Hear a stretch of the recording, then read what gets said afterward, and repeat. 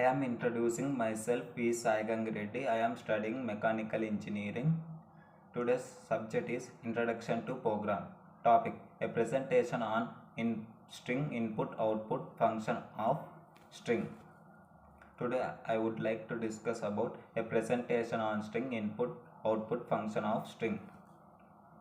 Introduction to string input output function. String input output functions are essential in programming for handling textual data. These functions allows us to read and write strings for all the console or file. By understanding this function, we can multiply strings effectively in our program. Scanf, reading string. Scanf function is commonly used in reading strings from user input. It stops reading when it encounters a white space character. To read a string with space, we can use the percentile of n formatting specifiers. GetS, reading string. The getS function reads a string from the standard input stream.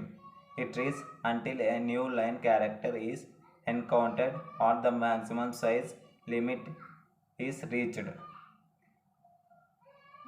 GetS, do not check for button overflow, so it is risky to use.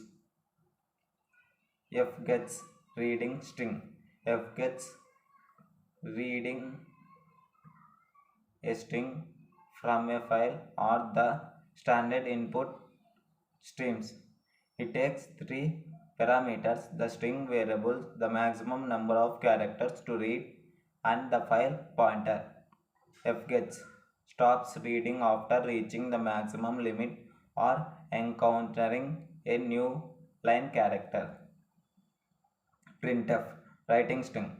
Printf in a popular function is used to display strings on the console. It uses the percentile s format specifier to print string. We can contribute printf with other format specifiers to format string for output. Puts, write string. The puts function is used to display strings on the console. It automatically appears in new line character at the end.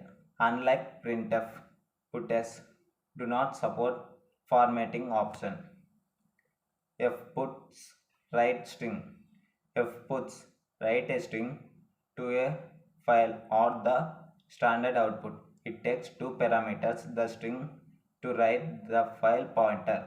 Unlike put, fputs does not appearance in new line character.